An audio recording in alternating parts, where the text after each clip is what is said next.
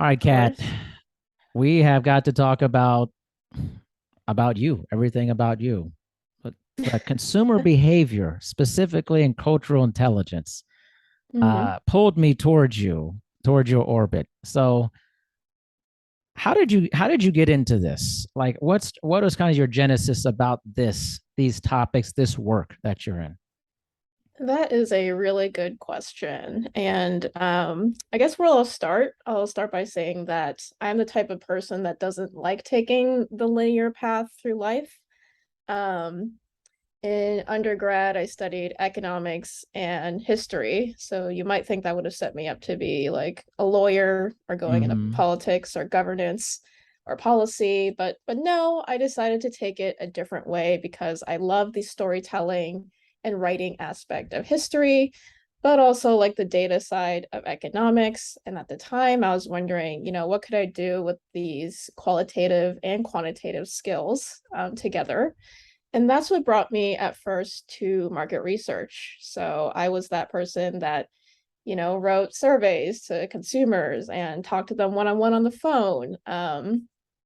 I wasn't a telemarketer or anything, so I didn't have to, face a lot of hangups on the phone. Yeah. But what I loved about that is really just getting to understand why people do what they do, because a lot of what you read or what you learn in your basic economics class or behavioral science class, a lot of that really assumes that the human mind is very rational. Of course, it is not. It is No. far from it. But as humans, we like to fit things in the boxes and make it feel like we really understand something. And I've always been pushing that to be like, yes, we tend to do this, but there's also this. It's like the rule of improv, right? Like Yeah. yes, and there's more to it. Mm-hmm. And I was so intrigued by, what's more to it that I then went on to grad school at the University of Southern California, um, and did my master's completely online in consumer psychology because I was just so interested in, why is it that people behave this way? And especially for consumers, it's a slightly different mindset, right? Because how we may act in our day-to-day lives can really differ from, who we are when we see a certain brand that we like. We see a certain product in the store and or we know we're on a diet and we still grab like that box of, Hostess donuts. Like those are completely irrational things, and so I want to dig deeper into that. And after getting my degree, I wondered, I now that we have kind of, all this knowledge about why people do what they do in the present, my current employer, Sparks and Honey, really caught my eye because they're very focused on the future. Like, where is society heading in the next, 5, 10, 20 years? How will consumers change their behaviors as a result of societal changes?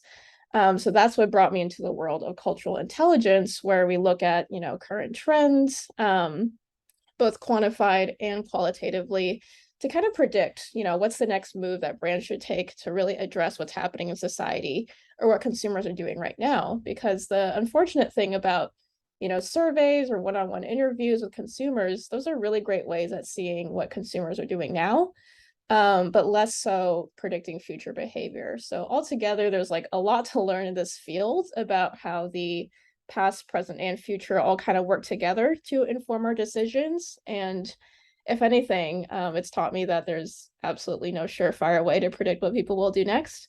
But it's a very good way to kind of put things in perspective, especially when you look at, your own consumption behaviors. Mm-hmm. Why do I do this? Why is this trending right now on TikTok?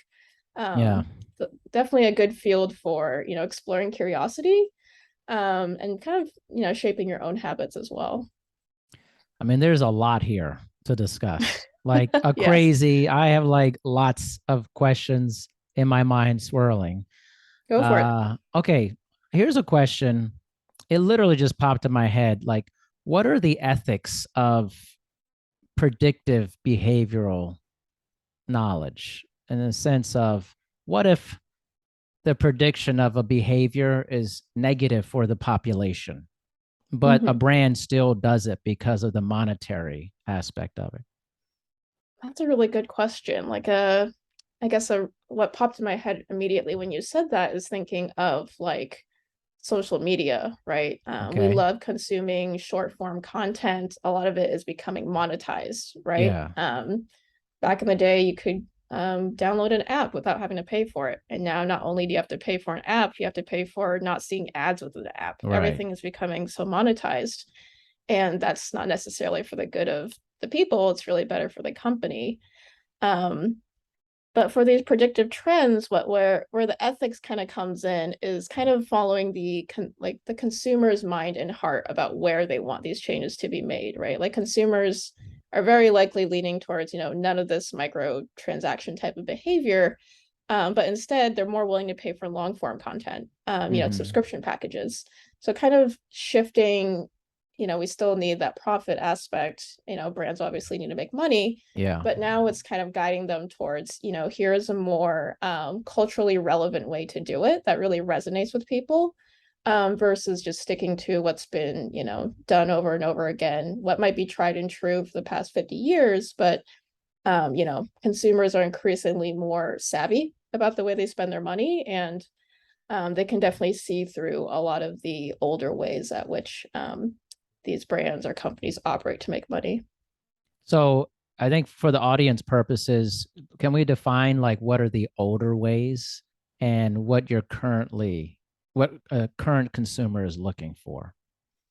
Ooh, yeah, really, really big question. So I would say a lot of the older ways, right?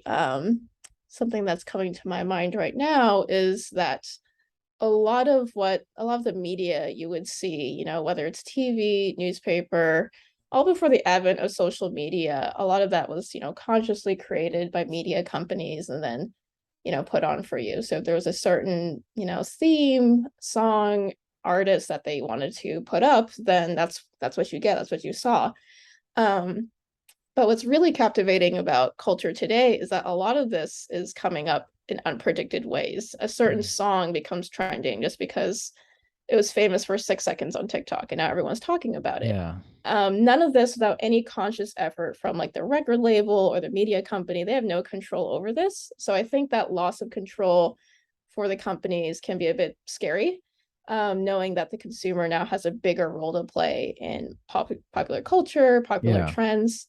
And I would say that is like the main shift that we're seeing for a lot of different industries where they kind of have to let go of that control a bit, kind of understanding that, creating they're not the only ones telling the story that they're a Yeah. part of. So taking the consumer along for the ride, respecting what consumers want, it's becoming a more participatory process, and that I think is one of the biggest shifts that we're seeing Mm. in current culture. What do you make of see, I think of kind of old kind of marketing techniques of kind of like you take a successful entertainer, sports person, celebrity, whatever, and try to influence consumer behavior through seeing that person on a commercial or something like that. Mm-hmm. And how is that playing out now? And I guess you could say that's still a celebrity or an influencer. How does I guess fame affect consumer behavior in the current state of society? Yeah, I mean, it certainly still does, right? We still see a lot of celebrity endorsements and ads. I guess who that celebrity is increasingly different. Mm, No longer do we have to rely on, A-list celebrities. We can now pull out someone that went viral on Instagram or yeah, strange to me. yeah. Or maybe even some like a person that's pictured in a meme. You have no idea who that person is. You see their Yeah, face a lot, but now that face is iconic. You put in a commercial and people yeah, absolutely love it. So there's definitely that fame that's still relevant there. I think now is just trying to, it's hard to grab the pulse of what consumers think, like yeah, who that person is. Like you can take someone that's like Kim Kardashian, where it's very polarizing if you put her into a commercial, yeah, right? Um, it's no longer as straight cut as it used to be. So that's where kind of consumer research really comes in. You have to talk to the right consumer, the right audiences to be like, how does this person resonate with you? What are your perceptions of them? Does this fit with our brand? yeah. No longer can you make these assumptions just because culture is changing so fast.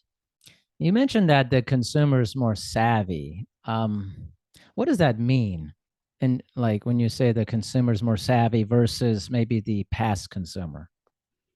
Yeah, so I think a lot of this is attributed to the rise of the internet, right? Mm-hmm. Before, if you were buying something from a little more of a dated reference from the Sears Roebuck catalog, you would just Sure. look at the catalog, go to the store, and Yeah. that's kind of all you had. Maybe you would ask your friends or family for any, information on the product if you did have it. But what you did know was very limited through a couple of channels. But now that we have the internet, it's very easy for someone to go online, look up other people's reviews of the product, even watch videos of other people talking about it or using it. So it's very easy to kind of fact check a lot of what we buy, a lot of what we see. And it's, of course, just as easy to create, any kind of pandering content, right? That makes you Mm. want to buy the product more, especially with influencers who are sponsored. That kind of speaks to the fame, right? Now we know someone recognizable is buying it. I have no idea if it's good or not, but if she's using it, then I have to use it too. So in a way, the internet has helped us to be a little more informed about the products we're making, but at the same time, there's still that traditional thread of fame, and paid product placements that will really never leave, kind of what we see in day-to-day media. What is the like? I guess I'm just is kind of flummoxed by this, like in like a celebrity or influencer endorsement. Like, what is the percentage of return on that for most companies? Like, I don't know. It's like I this is just my personal point of view. If like I say see someone supporting like a cereal or something, it doesn't make me want to go get the cereal. Like Uh-huh. never. Like I don't know. Mm-hmm. It's not. I don't know. It's weird. Like I've always had this weird conflict. I'm like, just because this person is promoting McDonald's, why would you want to go get McDonald's? Like I don't. I just. It's always been weird to me. But I'm trying to look at this from a 30,000 foot point of view. Like how effective is that actually? Yeah. I'm on the same boat as you. I don't I'm get always it. the person that always watches the ad and I'm like, okay, that was a cool ad with so and so in it, but now I'm not gonna buy that cereal. I don't even like that cereal, you Right. know? Like you're gonna run out and Um, buy a car because you saw something on. I don't know who does that. I don't like. but the I don't have like a hard, quantified number of how this Yeah. works out for companies, but like it's more than just like how many sales they make. The real power of these types of advertisements is that it buys them awareness, right? Mm-hmm. Awareness of your brand, maybe your brand's history, their story, the Yeah. product. Like if we think about someone like Elon Musk, another very polarizing Right. figure, a lot of the things that he does we may not agree with, but it has inevitably brought a lot of attention back to Tesla, Right. and made it a very popular car. And the culture surrounding being a Tesla owner has I become, have a Tesla. I'm a Tesla owner. And for the funny thing, you never see a Tesla ad ever, yeah, they don't ever. they don't need the You ad don't need because the they ad. have, Yeah. the celebrity, the buzz surrounding Elon Musk. Yeah. He's kind of a walking advertisement for the It's company. true. Even if you may be really different from the people that actually own the Sure. car, at least more are aware of it now. So there's like a always a plus and a negative to, Yeah. that kind of fringe celebrity moment. But Yeah. yeah, there's definitely a benefit to these types of endorsements and commercials. I think the hard spot is finding like, which person is most appropriate. Can this person play in this, specific brand or Yeah. industry? Like if we swap out Elon Musk for, um, I don't know, maybe someone like Martha Stewart trying to sell you a Mm-hmm. car, then that's when oh, this This is is not gonna work, jump the to shark. say This the is least. bad. Yeah. Like, wow. That's fast. It's fascinating. I remember like in the past, especially like the 80s, I've always felt I take it to a sports analogy, like the only like athletes that had commercials or endorsed were ones who actually won stuff. Like they were Hmm. they were like successful in their sport. And it almost feels like we've turned this corner and almost everything where you don't really need to win anything. You don't need to really have reached like a zenith of your profession. You just have to be kind of popular. Yeah, I It's kind of mean, if strange to me. anything, Yeah. yeah, I think if, with especially the younger generations, like, speaking to myself as like a Yeah. Gen Zer, I think there's a lot more empathy and like understanding that's being generated through how we act, the fact that we see all these stories on social media and we have a Yeah. better understanding of how people's lives actually are. We have a greater empathy for people that didn't win or they're the Yeah. underdog. And humans are also fascinated by stories. And I think after you kind of hear that winning story so many times, that Yeah. we always have a soft spot for the underdog or That's even true. like a redemption arc. That's where Yeah. all these celebrities are coming in, or even if they, haven't done the best or Yeah. have had some ups and downs in their life, we welcome them back with open arms. Like just looking Right. at Lindsay Lohan, like Yeah, she's that's made a true. she's made a total What comeback. a And change, right? I mean, like crazy. yeah, and collectively, I think we all love to see that because it ended well on a good note, Right. It and wasn't kind of tragic. fulfills some of that Yeah, nostalgia, of a lot of us watching her movies growing up. for sure. So now I want to jump back into the predictive aspect of it. Like, what are we seeing in terms of predictive behavior from humans in terms of consumption? I mean, because certainly we're seeing an interesting time right now with consumption patterns of everything, Mm-hmm. from supply chain issues and all that stuff. Where are we at with that, and where are we going, you think? That is a very big question, and there's no, clear answer for it because, like anything else that, people do or people are involved in, there's a lot of tensions, right? And I Mm, think one of the bigger tensions now is that we're seeing, at least in terms of physical consumption, this rising tension between, concerns about climate change and mm, sustainability. And on the other hand of that tension, wanting convenience. So we love yeah, having, access to, these drop ship clothes coming in from China right. that could come in 3 days. But at the same time, we might be berating the company for using too much plastic in their packaging. Um, so it's a very interesting tension to witness because you might see the same people on the other side of it. Or that we're unable to find a better solution because we're so accustomed to the convenience that modern life offers.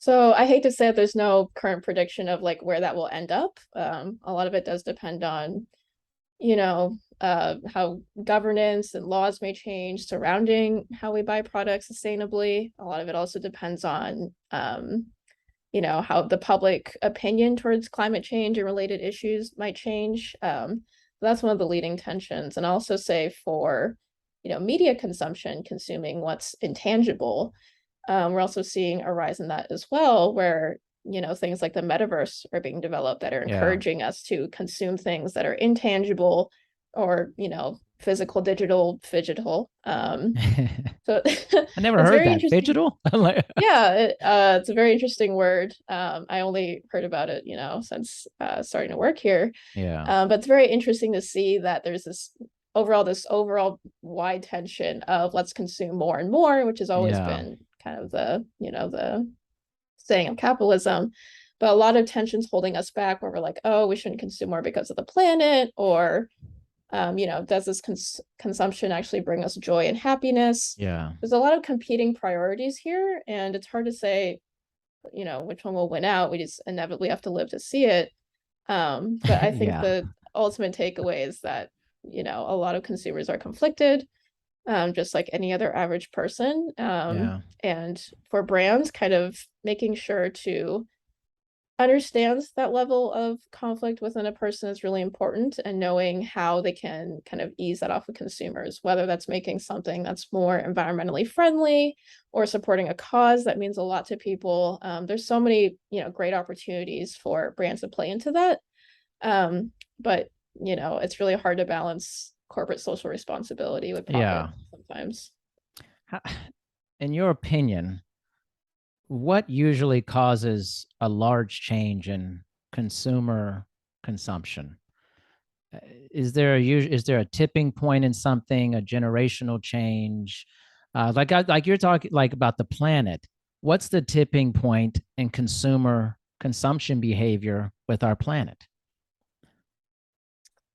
I wish I had like a exact year or event I could point to, I'm but just that's curious about this and people's like yeah. ideas about it, because it's like, I mean, if you really think about it, there is nothing on the horizon of another place for us. I mean, we Hmm. literally have just this place. Hmm. Like, and I'm like, what's the tipping point that says, we should take this seriously? Actually, I don't know. I feel like I don't know what that is for humans in general, unless it's like forced upon humans, you know? Right. Like every time you watch the news, you think this is it, but it's not it. No, And I think what even even that tipping point, there will be some people that are not tipped by the tipping point. it's true. So it doesn't address everyone, but every time, something external comes in and really questions our values, I think that's when, people are encouraged to kind of address that tipping point, thinking of, for example, the pandemic put a lot of our values under a microscope, Right, right? right. Like, what is the worth of going into the office every day? Hmm. Or well, the main point was kind of that, like, reevaluating how we work was a really Yeah. big pressure point. And that's what made us to, reconsider the 9 to 5 model, the five Uh-huh. days a week in the office model. So that really pushed us in one way.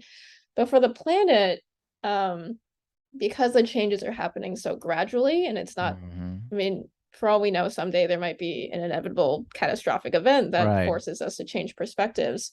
But because it's a rather slow moving effect on our lives, I don't think that tipping point will really occur until we start to see those devastating consequences hit really key communities, like in the coastal areas, for example, until we start to see climate refugees become a real thing. yeah, yeah, Then I think that will kind of kick us into action, yeah. hopefully. But in the meantime, it is a really hard issue to speak on, just given that it's also very easy for us to be pulled away from it with other issues happening in the world. Right, It's always been right. sitting on the back burner. It's funny that the planet's sitting on the back burner.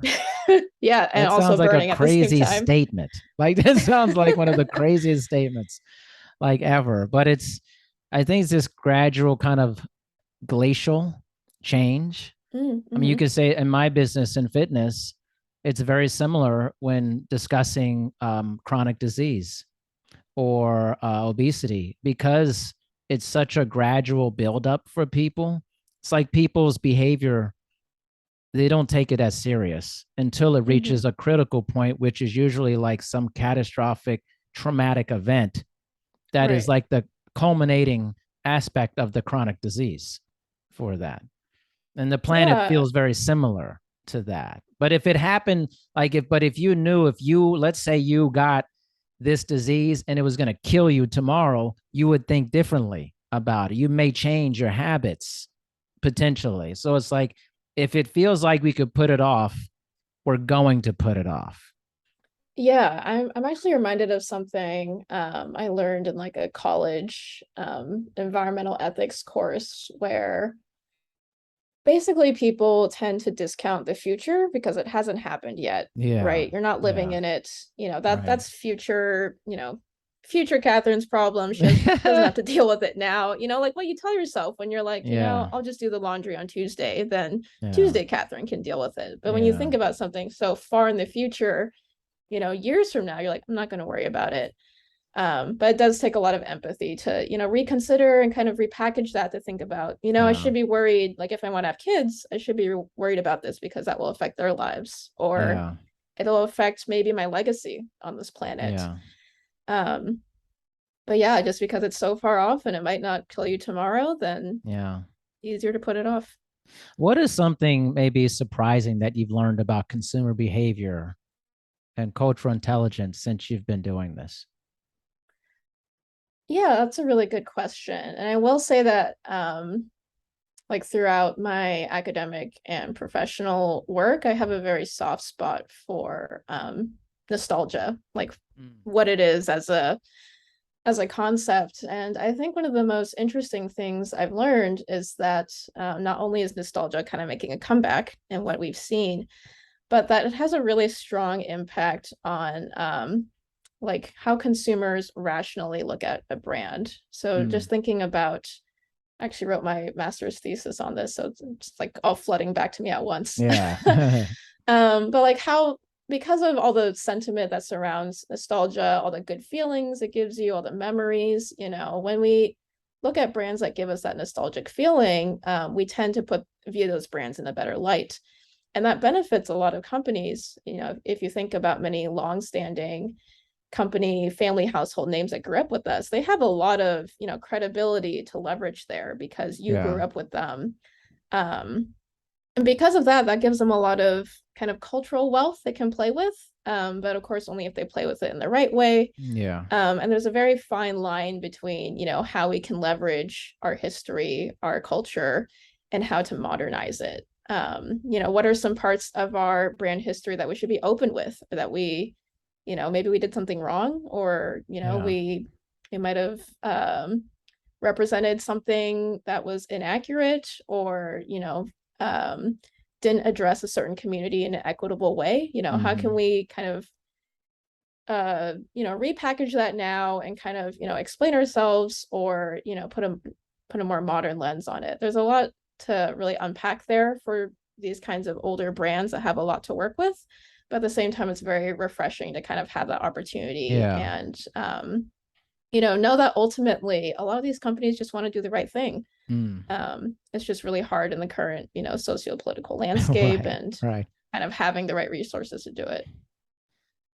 What are your thoughts on, you mentioned convenience, right? I mean, Mm-hmm. who doesn't want convenience? I mean, no Yes. matter how diehard you are about stuff, like, I mean, who doesn't love convenience? But at what point is our convenience detrimental to our consumer behavior, to our behavior with ourselves? I Mm-hmm. mean, at what point does convenience become a negative in consumer behavior?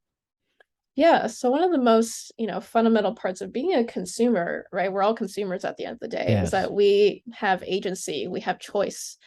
That's what makes us an actual consumer versus just like a recipient of Mm. a product, of a gift, where we didn't get to choose it. So I think if convenience ever takes away your choice, then that's where, you know, you might see Mm. consumers fall off.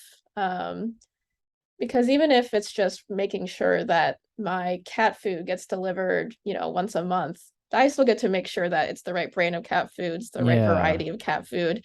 So as long as there's that control that I still have, then I think, you know, convenience can work happily in a consumer's life. But anytime you take away that agency, no matter, you know, how little or how much it is, that's when you might get that negative reaction. Interesting. I didn't see that answer coming. Definitely. I'm curious what you predicted, like what you were more so No, I expecting. just I had no clue what I was thinking you were gonna say, and but I didn't think it was that. I didn't. I was like the control. When my next thought was like, well, how would that happen? Like, how would convenience turn into, like, let's say you took away the control? What would be an example of that? Like, I just don't know. Like, in my mind, I'm like, wait a minute. So I'm ordering from Amazon. What would cause that to change? Where like the convenience of ordering Amazon became negative. It like I didn't have control over that. You know. Yeah, so I think if we think about a really futuristic scenario, right, Ooh. where think about like Amazon does a lot of work with, you know, customization. They know what you Mm-hmm. like, they know Yes. what you Right. browse. Right. Alexa can also pick up, you know, the she can physically hear like things that That's you right. mention, you know, where you told to buy something. So if we take that to like the ultimate scenario where now they tell you what to buy because they assume that they know Oh, you best, I see. then now as a consumer you feel pretty powerless because, well, one, like Alexa's telling you to, a machine is telling you to buy something, Yeah. and two, you know, you no longer have that spontaneity that comes with choice. Like if I wanted to, you know, buy a bag of, you know, gummy worms just because I felt like it, Yeah. um but Alexa tells me no because I've never said the word gummy worms in front of her, then that's when you feel, you know, Yeah. conflicted. You're like, it's convenient that you can do these things for me, but now I no longer have the choice to be human, to be spontaneous, to Yeah. do things I shouldn't. So that's kind of where my mind was going with that train of Yeah. thought. I love that though. I see this is kind of my whole thing is like to be kind of inundated with something that wasn't in my pathway. It's like, oh, I was walking and I'm like, no, I didn't see that as an Mm-hmm. option. But now it is an thinking about the control aspect, like taking away the freedom of your choice is fascinating to me Yeah, and about that. that's kind of like the beauty of brick and mortar that I believe will stick around, that having that Mm. spontaneity. You see things in a store window and they look great. Yeah. Like no matter how hard, we try to push online retail, fast shipping, convenience, it can't replace that feeling of walking by something in a store, it catches your eye. Right. I think the challenge for retailers now is just making sure that people get to your store and they find it relatable, Yeah. and making sure that really human emotional experience overrides any perceptions of convenience or anything else like that. Okay, here's something. This is like more futuristic. Here, I'm going to hear it Okay. too. Okay. So, where do you see consumer behavior being altered potentially with, okay, so you mentioned Alexa, everything like that, but what if the technology becomes so sophisticated that it's anthropomorphized into almost a human type thing? Mm. And then the ethics of your behavior, let's say you can shop more often or do things more often because a machine is doing all these things working overnight. Would that maybe if would that change consumer behavior if all of a sudden the technology we use feels more human to us? That is definitely an ongoing conversation topic, Mm-hmm. especially when you talk about like the metaverse and Yeah. AI. We've actually, seen I can't remember which like countries it is in, but there are some influencers out there that actually aren't human. They are AI models and they look Right. very realistic, just like a real person. They model certain products in a very human way, and they do have a relatively large following across Twitter, Instagram. Like people actually follow these non-people and are inspired by them. Um, so even though it does speak to this rising like relatability between the human and the machine, I still think no matter how close they can get it, Yeah. they won't be able to match like maybe the anecdotal way that humans discover Mm-hmm. products. Like Right. the way, my mom can tell me about this new vegetable she saw at the supermarket. Like no Sure. AI will be able to maybe recreate that enthusiasm or Yeah. all the emotions I have between me and my mom talking. Like we have an existing relationship. That is something that the AI has a really hard time replicating because Yeah. they don't have that existing relationship with me, Right. or the memories that we share. So Yeah. I think that will remain a barrier.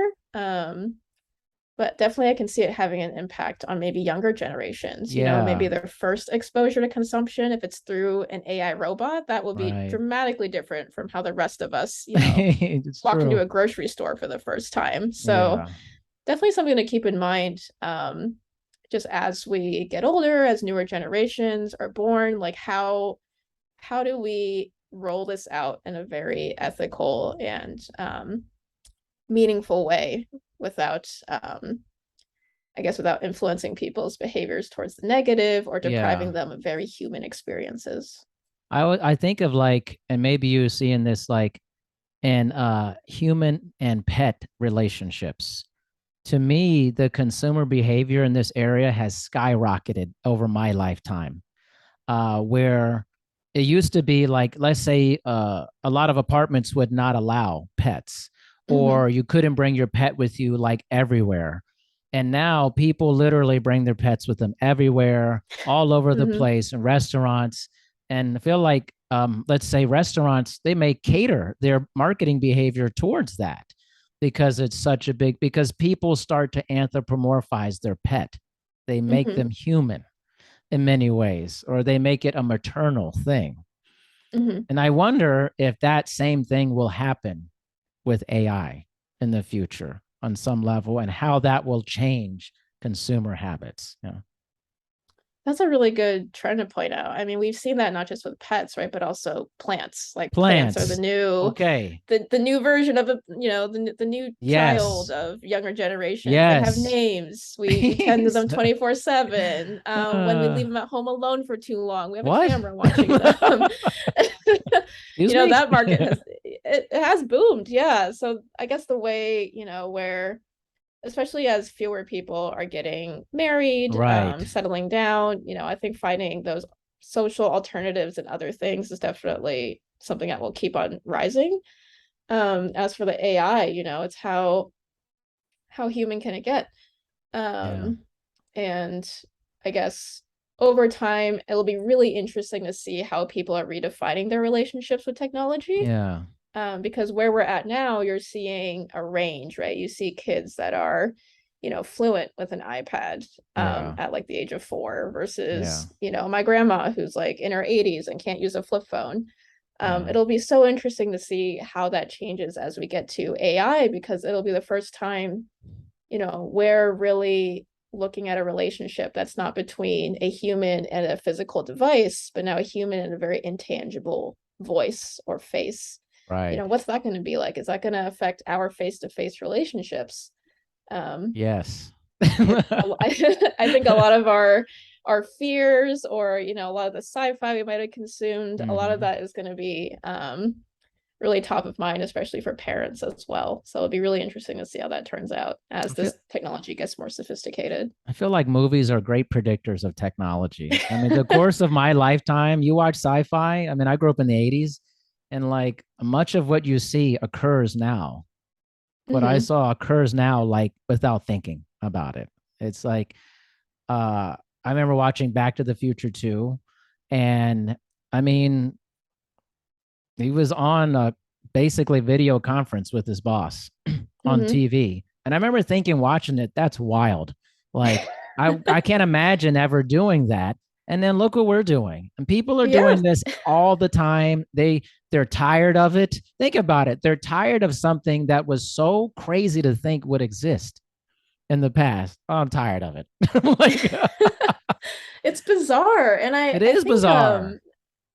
I think when you watch it for the first time in a movie or you learn about like hoverboards for the first time, Yeah. you think they're really cool. And I think the assumption that we always make is that whatever that cool technology is, it'll replace everything. Like no more Right. cars, we're just gonna have hoverboards, no Yeah. more face-to-face meetings, just Zoom. But it's not true, right? It's No, it's it's meant to not be a true. supplement for these Yeah. things that we already have. And I think that fear and caution is very, understandable, but kind of approaching these things with an open mind and understanding that they're not a replacement for reality is really important. Yeah.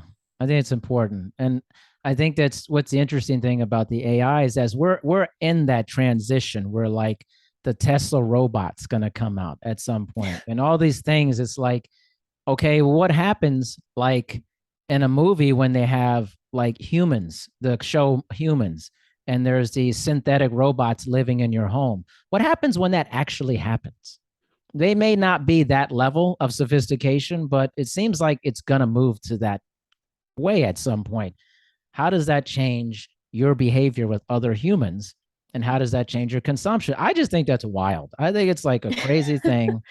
Like, but I think it's going to change us. And I think you're right. Like my daughter, who's 10, has grown up in a society where it was where she could talk about gender and gender fluidity and all these like it's just normal. It's super normal for her. Mm-hmm. It's not even like a thing. It's just life, Right. right? But then you have like older people, they're struggling with it. I guess it's so far from their initial entry into the world type of thing. It's fascinating to Yeah. me. And I think that's where, whether you're talking about like a brand making a new product or maybe they're rolling out a new ad campaign, it's Yeah. the thing there is just to meet people where they're at, right? Like Yeah. whether they're, a 10-year-old kid who totally understands what being gender fluid is, or Yeah. they're talking to an older person who cannot grasp the concept, like Right. being able to meet different audiences where they're at is really important. And I suspect that as time goes on and there's more polarization coming out of, social issues, political issues, Yeah. um, it'll be really hard to do that to meet people where they're at. And that's kind of where leveraging empathy and consumer research really come in to know how to really speak to these different audiences without feeling out of touch or being out of touch. Yeah. You know what's interesting? I don't know if you're into like crazy movies like this, but there's a movie called Crimes of the Future. I'm not sure if you've seen it or not. I have not heard of it. No, but the It's title sounds weird. interesting. It is weird. I mean, it's probably the weirdest movie you'll ever watch in your life. It's crazy weird. It's like, I guess it was in the theaters for a little bit. You can buy it like on demand or rent it on demand. But it kind of deals with this future behavior of technology in a very, it's like a weird dystopic future. I mean, aren't all sci-fi's pretty much weird dystopic Yes. futures? Why is it never happy, by the way? That's a different thing. But essentially, it's like, I don't want to give it away because you might want to watch it, but essentially, there's this kind of weird anomaly genetic thing that, or surgery based thing that people are doing to deal with environmental waste. That's all I'll say. And it's the Oh, okay. strangest thing. And you're like, wait a minute, could that happen? Like, is that an option for dealing with environmental waste? It's just it, but it's really freaky weird. It's very weird. It's Interesting. No, I'm gonna write that down and check it out because that's not where I thought it would go. I did not yeah, think environmental waste was at the end of that sentence, but yeah. It blew me away. interesting. I was like watching it with my wife, and I was like, okay, this is weird. Like I would have never thought this is how we may deal with environmental waste. And that it's it. I'll just leave it at that. Because once you realize it, you're like, whoa. Like, is this person who made this movie thought of something that a lot of people, most humans, never even considered an option? I'm not saying it would be, but it's strange. It's I was it's gonna very say, sci-fi. yeah, isn't it interesting how, a lot of that creativity and innovation that we've never seen, a lot of that comes through us through movies and Telling shows, you, but they're not the ones that are, working in the tech industry or working in no, government making these things happen. So it's so interesting to see how that could possibly be bridged as technology improves over time and we can better, make advances happen. But at the same time, I think it also speaks to, innately as humans, we have that imagination to make the world better. And yeah, being able to tap into it is something that something that doesn't happen as often, or some people aren't, they don't have the right resources or yeah. environment to do so, but there's so much potential here that can be tapped into. What do you think about like so we've been talking about the future. What do you think about current consumer behavior in relation to like gas prices, housing? And I hear this word, I think I'm saying it right, demand deconstruction. People basically like, hey, it's too high. I'm going to stop getting gas as much, or I'm going to drive less, type of, in different things like that. Yeah, What I mean, it's very, oh yeah, go ahead. No, I was just saying, what do you think about that, this current state? Because it seems like consumer behavior is at an all-time weirdness because of this time. It's definitely weirdness, to say the least, because not only are we seeing inflation, high gas prices, but Yeah. we're still technically in a pandemic. Yeah. There's also a war happening on the other side of the That's world. right. So there's a lot of weirdness going on influencing our behavior. And if just looking at the news, when you look up inflation, you see a lot of articles about not only prices going up, but companies also kind of doubling down and sticking to lower prices. Like Costco, for example, their food court, they've always stuck to that same Right. $1.50 hot dog and soda. And they have doubled down on it in like the past month or so amid of all this inflation. Target, I believe they had I can't remember how long it went on, but it was basically they have pledged to keep the prices the same amid inflation, and they had a sale for, I don't know if it was a couple days or a day in store where everything was discounted. Yeah. So a lot of that was really helping out the consumer, especially for those that are in lower income brackets. So I think there, as we realize like consumer demand is being weird, it's almost the expectation for brands to also be weird, to kind of Mhm. react to this in a very strange way, like, oh, you're not raising prices, you're slashing them for my own Yeah. benefit. Because that not only builds like brand loyalty and gets more people in your store, but it really plays at consumers' heartstrings. They know that they can count Yeah. on Target now, that they know that Target is really interested in helping them out when they need it versus trying to make the most money. So maybe I wouldn't call it weirdness for brands, but kind of just acting a little differently than you're supposed Yeah. to, and remembering that these are people at the end of the day versus just wallets. Yeah. It's kind of funny, like certain places you can go and you're like, why is this less expensive? Yeah. Like, you can go, or is it like, I always think like, Trader Joe's is always busy. No matter where you go in any state, I swear that place is always busy. Mm-hmm. But you can get like really cheap things. I always think it's interesting how like some things can stay really cheap, but then how other things just like go up, go up, go up, go up, and you're like, how is this much? This is crazy. And Yeah. I And feel like that's really a big issue, kind of like with our housing right now, because it's like if you're damned if you do, in terms of what has been, it's going down, housing prices, but then rent for renters, it's insane also.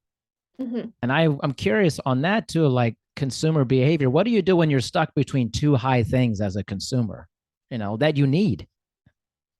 Yeah, so the beauty of humanity is that, we'll always find a way. So when these extremes do occur, or you can call it chaos, if you will, it breeds innovation. So, at the Mm, time we saw housing prices at a high, rental prices at a high, the tiny homes movement flourished. A lot of people yeah, realized, it's too expensive to buy a house. I don't want to rent. I still want to own something. Tiny houses became like the next big thing. Or living in kind of like a co-working space turned, co-living, that became really yeah, popular when it was really difficult to split rent in a way that made sense.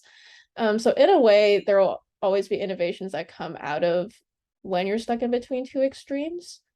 Um, so for the consumer, sometimes that burden isn't on them, but when it is on them, consumers will still adapt. Like during the pandemic, we saw a lot of people move back home with their right, parents, right. or transform into a shared living situation. So regardless, there will always be a way. Humans are very resourceful.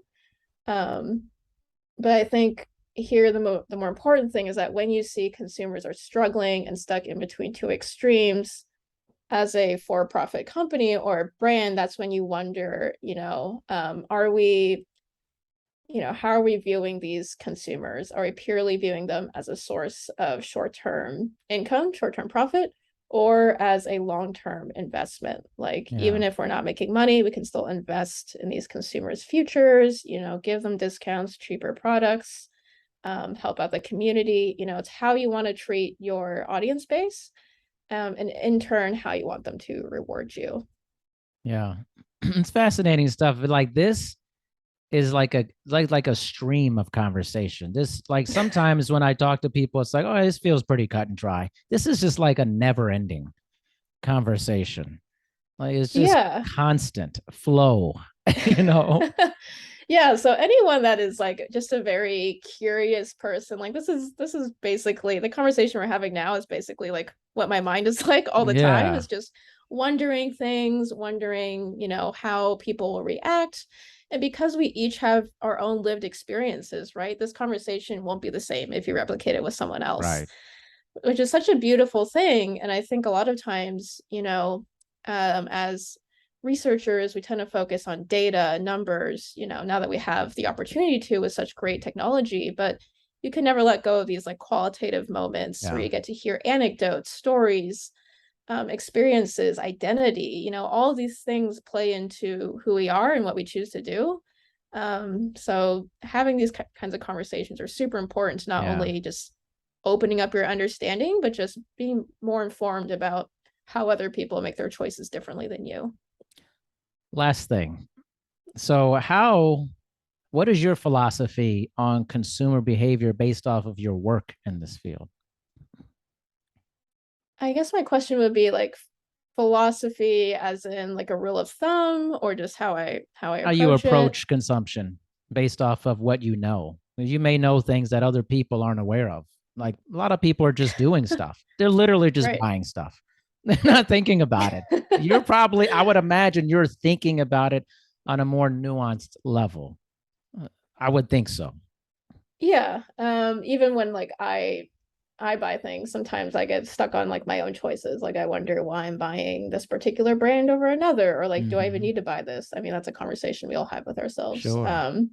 But for me, I think the way we consume products, or what we buy in a store, what we buy online, what we look on the media, what we see in our, our daily feeds, all of that is a reflection of our our lived experiences in the past, our present needs, and our future aspirations. And of course, no product or brand can play into all three of those at once. But being able to play into, maybe at least two of the three, or understand that you can grow up with a person throughout their lives. There's a lot of nuance there that can be captured. But I think sometimes we tend to have a more black and white view where we think this product meets your need at a very specific time. That's Yeah. all we need to do. No, you can definitely do more and try to capture, even if they don't need it now, they might need it in the future. Or a lot of what we buy, honestly, is a need that some company has created for you to Right. need, right? Like Right. no one really needs, well, okay, well, some people do need, people with accessibility needs do need a voice assistant, Sure. but a lot of the general public, we don't actually need a voice assistant. We can go back to typing on our phones and telling it to do stuff. But, a lot of the tech companies have given us a reason to talk to Yeah. Siri instead of typing it ourselves. So I think having that conscious thought that um, not only do your experiences play into it, but your experiences are being consciously informed by external forces. So there's a lot going on in your mind when you buy something, when you do something. So just to the average consumer, I would say just be conscious of these things Yeah. happening. And that, what you buy is not just a action stuck in time, but it does reflect a lot of you as a person. Action stuck in time. I like that.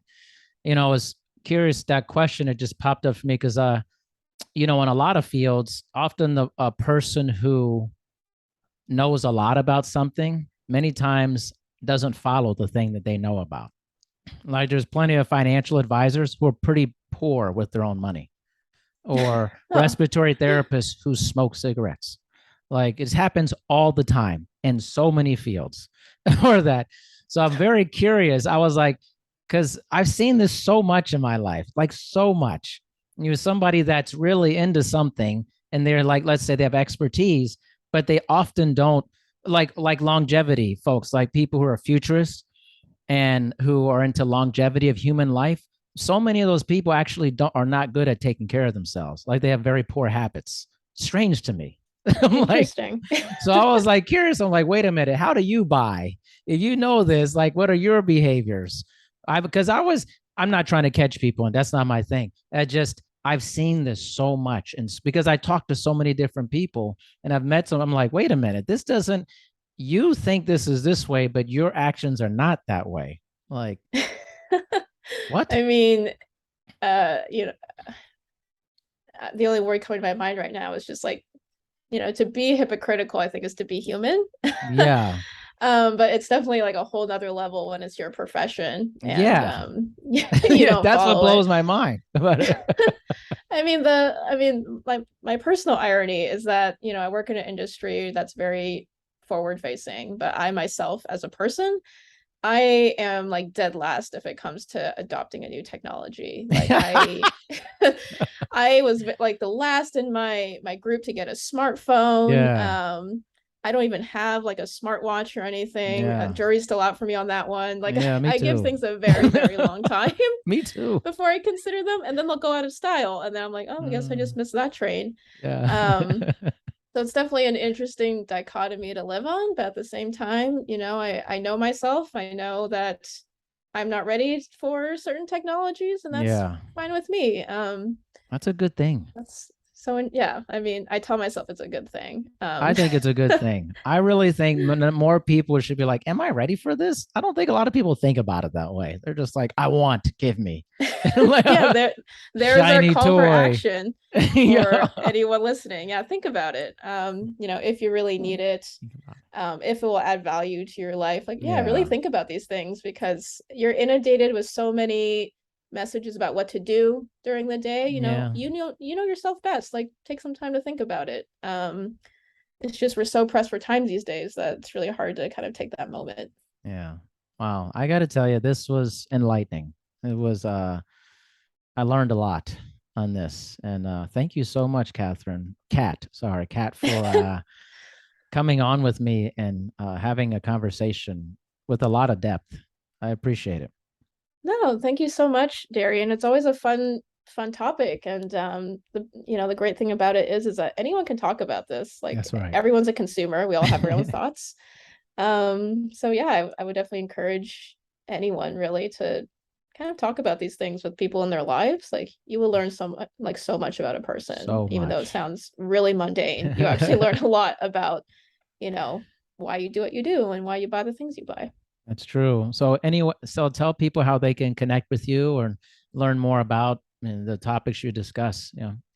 Yeah, so in the show notes, you'll find my LinkedIn and my email for anyone that wants to reach out. My website will also be linked. And I'm also putting in a plug for my company, Sparks and Honey. We're a cultural consultancy in New York. And one fun thing we do is that 3 days a week, we host these daily culture briefings where we talk about trending things in culture, and unpacking their implications for the average consumer, employer, brand, whoever it may be. Anyone finds value in these. And so I link that as well in the show notes where you can find our Spotify link. Perfect. Well, Kat, thank you so much for your time. I really appreciate it. And have an awesome rest of your day. You too. Thank you so much again for the opportunity, Darian.